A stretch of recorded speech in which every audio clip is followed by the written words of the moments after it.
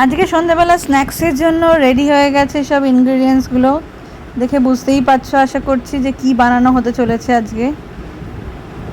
আজকে সন্ধ্যাবেলা হবে একদম গরমা গরম ফুলকো ফুলকো বেগুনি, তার সাথে একটু কুমড়ো হবে, পেঁয়াজিও হবে। তো বেগুনগুলো কাটা হয়ে গেছে, কুমড়োগুলোও কাটা হয়ে গেছে, এখানে পেঁয়াজটাও কুচি কুচি করা হয়ে গেছে। এ পাশে বেসনের মধ্যে একটু হলুদ দিয়ে দিচ্ছে, সব টেগুনগুলোতে একটু হলুদ মাখিয়ে নিচ্ছে, নিয়ে তেলটা গরম হতে দিতে হবে।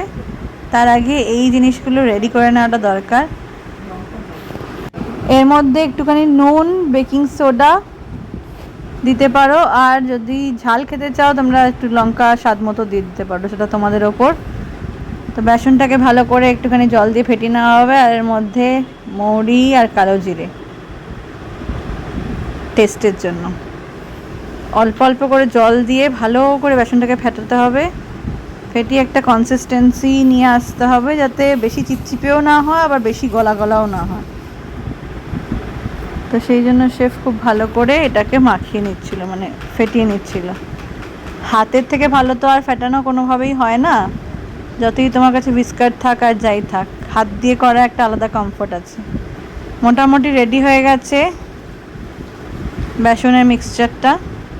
এবারে একটা একটা করে বেগুন যেগুলো কেটে রাখা আছে সেগুলোকে ভালো করে এর মধ্যে ডুবিয়ে, তেল এতক্ষণে গরম হয়ে গেছে, যতটা লেগে থাকা সেটা দিয়ে গরম গরম ভাজতে দিয়ে দেওয়া হলো কড়াতে। তোমরা কারা কারা বেগুনি খেতে ভালোবাসো অবশ্যই জানিও। চপ বেগুনি খেতে ভালোবাসে না এরকম লোক খুব কমই আছে। সেটা হচ্ছে সেকেন্ড বেগুন, ফার্স্টে বেগুন দিয়েই শুরু করা হচ্ছে, তারপরে কুমড়োগুলো হবে, পেঁয়াজি হবে, সব কিছুই হবে। এক এক করে হতে থাকুক, তারপরে গরম গরম সার্ভ করা হলেই মুড়ি দিয়ে হোক এমনি হোক খাওয়া স্টার্ট হয়ে যাবে।